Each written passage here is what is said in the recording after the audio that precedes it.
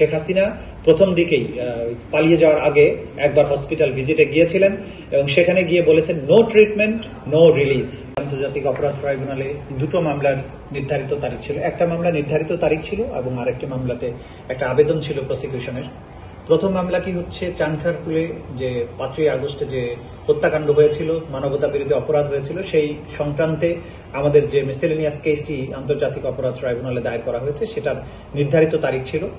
আমরা এখানে বলেছি যে তদন্ত সংস্থা তদন্ত কাজ প্রায় শেষের পর্যায়ে চলে এসেছে, তারপরেও সবকিছু যাচাই বাছাই করে চূড়ান্তভাবে চার্জশিট দাখিলের জন্য 2 মাস সময় চেয়েছেন। আদালত 2 মাসের সময় মঞ্জুর করে 22শে এপ্রিল পর্যন্ত সময় বর্ধিত করেছেন তদন্ত দেওয়ার জন্য।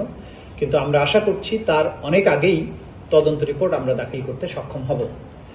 এই মামলাতে 2 জন পুলিশ অফিসার, একজন হচ্ছে আরশাদ হোসেন, সে হচ্ছে একজন ইন্সপেক্টর, আরেকজনের নাম হচ্ছে ইমাজ হোসাইন ইমন, কনস্টেবল, যারা সরাসরি গুলি করে ছাত্র জনতাকে হত্যা করেছে বলে আমরা দেখতে পেয়েছি। এবং বিশেষ করে আরশাদ হোসেন অসম্ভব অ্যাগ্রেসিভ একজন অফিসার ছিল।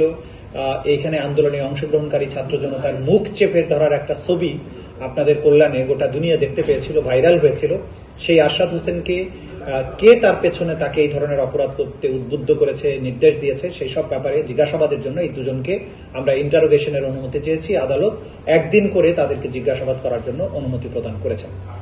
দ্বিতীয় যে মামলাটি ছিল সেটি হচ্ছে রামপুরাতে 4 তলার কার্নিশে ঝুলে থাকা যে একজন যুবক আমির হোসেন, যাকে ঝুলে থাকা অবস্থায় পুলিশ একজন 6 রাউন্ড, আরেকজন আরো 6 রাউন্ড, মোট 12 রাউন্ড গুলি করে তাকে হত্যার চেষ্টা করে। সেই আমির হোসেন নিরাপত্তা বাহিনীর জন্য কোনো থ্রেট ছিল না, শুধুমাত্র অপরাধ করার উদ্দেশ্যে মানুষকে হত্যা করার একটা জিঘাংসার কারণে তাকে পরপর এভাবে গুলি করা হয়েছে। সেই মামলায় গ্রেপ্তারকৃত যে চঞ্চল চন্দ্র সরকার নামে একজন পুলিশের এসআই, তাকে আমরা জিজ্ঞাসাবাদের জন্য 1 দিনের জন্য অনুমতি চেয়েছি। আদালত সেটা মঞ্জুর করেছেন এবং তাকে আমরা 1 দিনের জন্য আন্তর্জাতিক অপরাধ ট্রাইব্যুনালের তদন্ত সংস্থা তাকে জিজ্ঞাসাবাদ করবে এবং জিজ্ঞাসাবাদের পরে সেই প্রাপ্ত তথ্য প্রমাণাদি যাচাই বাছাই করে সেখানেও এই মামলাটিতে দ্রুতই তদন্ত রিপোর্ট দেওয়া হবে বলে আমরা বিশ্বাস করি। আজকে এটাই ছিল আমাদের আপডেট। আপনাদের সবাইকে ধন্যবাদ। এখানে একটা বিষয় ছিল যে আপনারা বলছেন যে গুলি করার পরেও তাকে পোস্টমর্টেমের বিষয়ে একটা কথা বলেছিলেন আদালতে, আসলে কি বলতে চেয়েছিলেন? আমরা বারবার বলেছি যে এই জুলাই আগস্টের গণ অভ্যুত্থান চলাকালে আমাদের যে সমস্ত সন্তানেরা শহীদ হয়েছে তাদের মৃতদেহ কোনো সুরতহাল করা হয়নি প্রশাসনের চাপে, কোনো পোস্টমর্টেম করতে দেওয়া হয়নি, পোস্টমর্টেমের রিপোর্টও নেই। ইভেন যারা গুলিবিদ্ধ অবস্থায় হসপিটালে নেওয়া হয়েছে এবং তার মধ্যেই তারা শাহাদাত বরণ করেছেন, তাদের ব্যাপারে বলা হয়েছে যে তাদের ডেথ সার্টিফিকেটে যে গুলিতে মারা গেছে এই কথাটাও লিখতে তারা অনেক সময় লিখেনি এবং তারা বাধ্য করেছে যাতে অন্য কোনো কারণ লেখা হয়। এই বিষয়টা আমরা আদালতে মেনশন করেছি এবং আদালত জানতে চেয়েছেন পোস্টমর্টেম রিপোর্ট তো ইম্পর্টেন্ট ডকুমেন্ট, কিন্তু আমরা বলেছি যে এখানে সার্কামস্ট্যান্স হচ্ছে মানবতা বিরোধী অপরাধ এই পর্যায়ে হয়েছে যে দ্রুত তাদেরকে লাশ দাফন করতে বাধ্য করা হয়েছে, চিকিৎসা নিতে বাধা দেওয়া হয়েছে। সেই জায়গায় পোস্টমর্টেম রিপোর্ট পাওয়াটা স্বাভাবিক বিষয় নয় এবং পোস্টমর্টেম রিপোর্ট যে নাই এটাও মানবতা বিরোধী অপরাধের একটা অন্যতম জাজল্যমান প্রমাণ, যেটা মানবতা বিরোধী অপরাধ হিসাবে এই বাংলাদেশে সংগঠিত হয়েছে। আপনি বলছিলেন যে শ্বাসকষ্ট বা অন্যান্য বলা হতো, হ্যাঁ, অনেক জায়গায় যে গুলিতে মারা গেছে তাকে লিখতে বাধ্য করা হয়েছে যে শ্বাসকষ্টে মারা গেছে, জ্বরে মারা গেছে, এবং অনেক জায়গায় বলা হয়েছে রাস্তার মধ্যেও যে জিজ্ঞাসাকে কিভাবে মারা গেছে বলা হয়েছে যে আমরা জ্বরে মারা গেছি।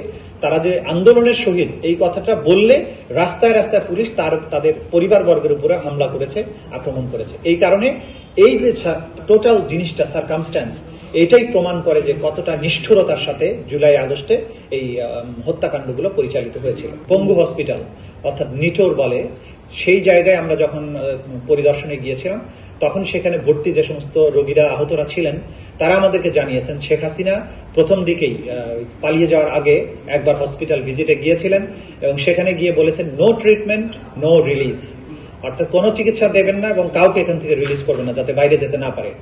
এই নির্দেশাবলীর কথা সেখানকার রোগীরা জানিয়েছেন, ডাক্তাররাও জানিয়েছেন। সেই তথ্য প্রমাণাদি আমাদের কাছে আছে, যেটা আজকে আদালত জিজ্ঞাসা করেছিলেন সেগুলো আমি জানিয়েছি আদালত।